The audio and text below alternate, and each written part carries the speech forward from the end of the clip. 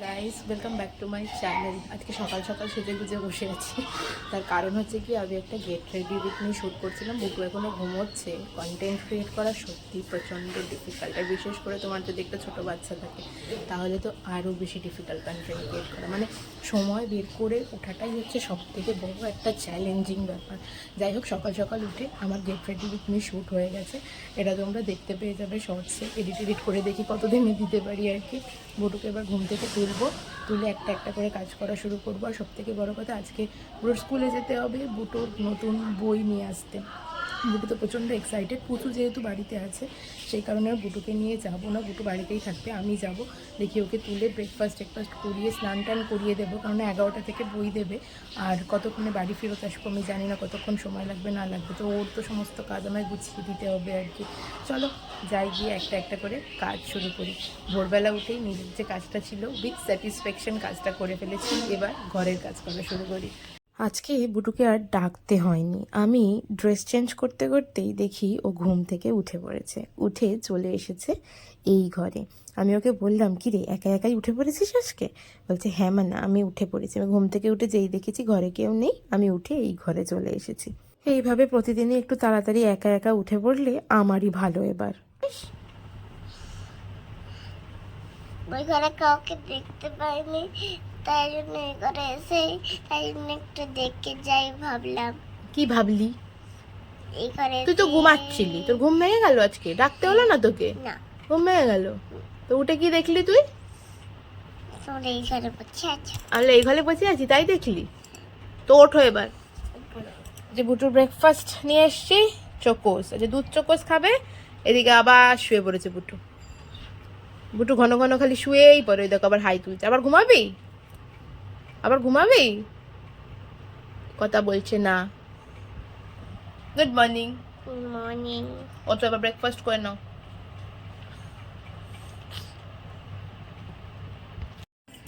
কোথায়? ওই আনতে যাবো। দাদু ঘুরে আয়, দাদুর সাথে দোকান থেকে ঘুরে আয়। আমি রেডি হইনি।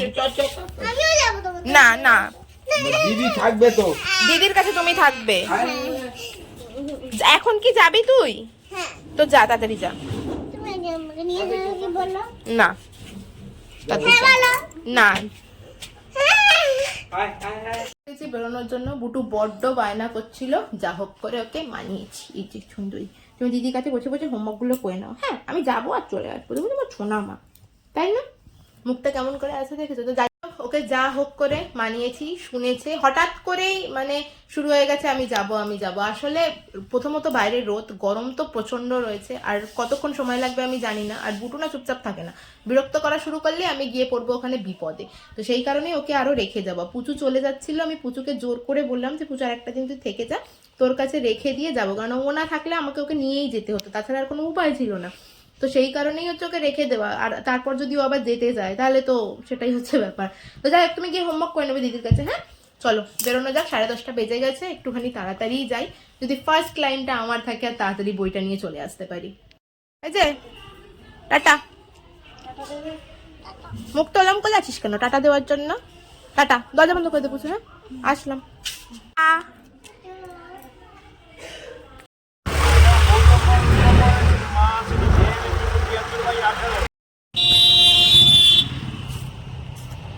বেশি বাজে বই নেওয়া কমপ্লিট। ওই যে পিছনে ওখান থেকে বুটুর বই দিল। চলো বই নেওয়া হয়ে গেছে, এবার যাই বাড়ির দিকে। বুটু বাড়িতে কি করছে এটা কি জানি।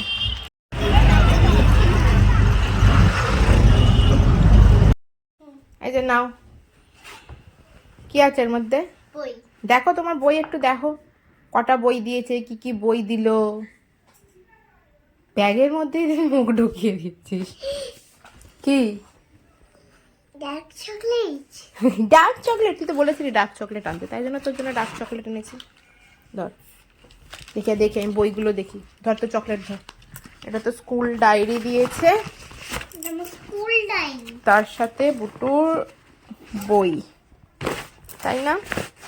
সাহিত্য কথা, এটা কালার বই, কার্সিভ রাইটিং, রাইমস, এটা কি লোয়ার কেজি সেমিস্টার 2 আর lower KG semester 1 young star.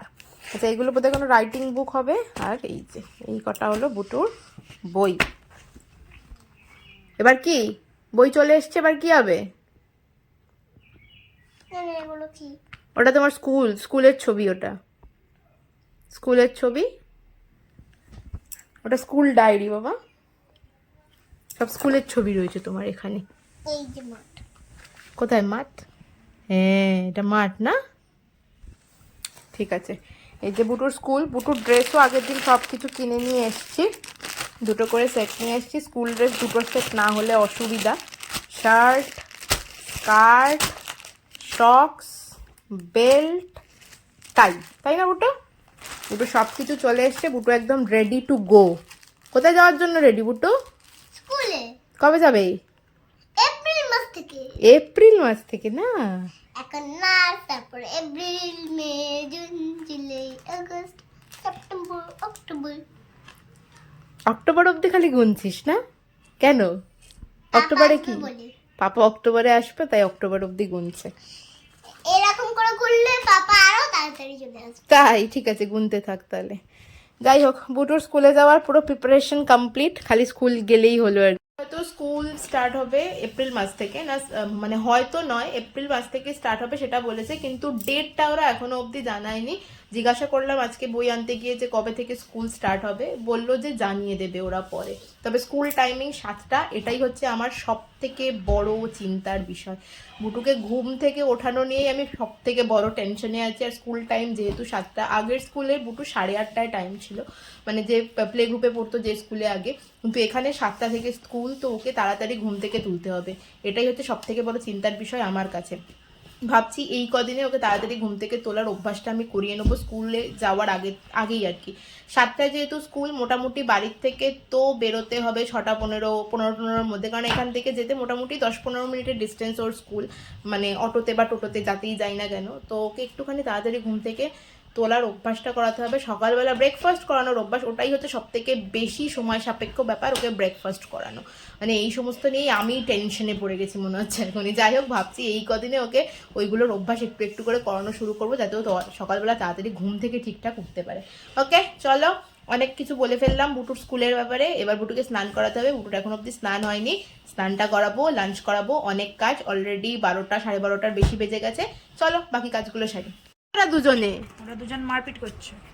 Butu স্নান করা হয়ে আছে, দাদা এসছে, দাদার সাথে খেলা করছে, আর এখানে আনবক্সিং হচ্ছে। কি আনবক্সিং হচ্ছে বুটু? কি আছে এর মধ্যে?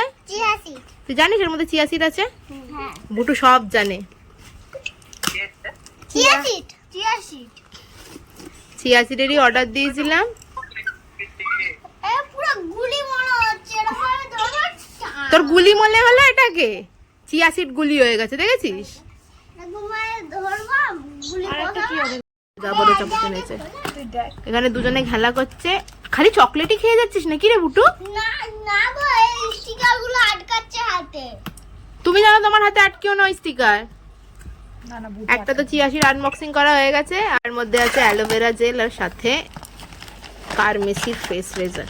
আমি এটা প্রথমবার ট্রাই করতে চলেছি, কোনোদিনও করিনি, দেখা যাক। এটার জন্যই আরো অ্যালোভেরা জেল কিনেছি আর কি। দাদুর সঙ্গে যাবো, তুই পয়সা দেবে, বড় করে কিনে আনবো। এখন ভাত খাওয়া হয়ে যাবে, তারপর অর্ধেক খাবো, অর্ধেক রেখে দেবে, অর্ধেক আর পরে এসে খাবো। ঠিক আছে, খালি কুরকুরে খাওয়ারই গল্প তোর কাছে। ভাত নিয়ে নিয়েছি, বুটুর ভাত, আর এখানে মাছ, ডাল আছে, ডাল উনি খাবেন না, দেখি মাছ দিয়েই ভাত খাইয়ে দিই। লাঞ্চ করে উঠে বুটুকে ঘুম পাড়িয়ে দিয়েছিলাম, সাথে আমিও একটুখানি ঘুমিয়ে পড়েছিলাম। ঘুম থেকে উঠে বুটুর ডার্ক চকলেট নিয়ে এসেছি। বুটু অ্যাকচুয়ালি নেই, এখন যদি দেখতো আমি ডার্ক চকলেট খাচ্ছি এক্ষুনি হামলে পড়তো আমার উপরে। যাই হোক, পুচুও বেরিয়ে গেছে, পুচু বাড়ি চলে গেল, বেশ কিছুদিন ছিল আমাদের বাড়িতে, ও বাড়ি চলে গেল, আর বুটু গেল মাঠে খেলতে ঘুম থেকে ওঠার পর। আমি ভাবলাম একটু ডার্ক চকলেট খেয়ে নিই, তারপরে একটুখানি গাটা ধোবো, বুটু আসলে ওকে হরলিক্স খাওয়াবো, মানে কিছু খাওয়াবো ওকে, দেখি হরলিক্সই বানিয়ে দেবো। 2-3 দিন হয়ে গেল হরলিক্স খায় না, আজকে হয়তো একটু হরলিক্সই বানিয়ে দেবো, তারপরে নিয়ে যাব পড়তে। এই কাজ আপাতত আছে, একটু ডার্ক চকলেট খেয়ে নিই। বেশ কিছুদিন হয়ে গেল আমি কফি খাওয়া একেবারেই কম করে দিয়েছি, কফি খাচ্ছি না। যেহেতু একটু ডায়েট মেনটেন করছি আর কি, সেই কারণেই চিয়া সিডও কিনেছি আজকে। মানে চিয়া সিড অনেকদিন ধরেই ভাবছি চিয়া সিড আনবো দিয়ে আনা হয় না, তারপর ফাইনালি অর্ডার দিয়েছিলাম ফ্লিপকার্ট থেকে, চিয়া সিড নিয়েছি। তো ওই একটু মেনটেন যেহেতু করছি, একটা টাইম ছিল ব্ল্যাক কফি ছাড়া আমার চলতোই না, কিন্তু এখন কফি খাওয়া একেবারেই কম করে দিয়েছি। মাঝে মাঝে যখন প্রচণ্ড মনে হয় ক্রেভিং হয় একটুখানি কফি কর, তখন মাঝে মাঝে একটু বানিয়ে খাই, আদারওয়াইজ এখন আর একেবারেই কফি খাচ্ছি না। তাই চলো গাটা ধুয়ে নিই, গা ধুতে ধুতে সন্ধে হয়ে যাবে, সন্ধে দিয়ে নেবো, তারপরে বুটু আসলে বুটুকে হরলিক্স খাইয়ে পড়তে পাঠাবো। চলো চলো।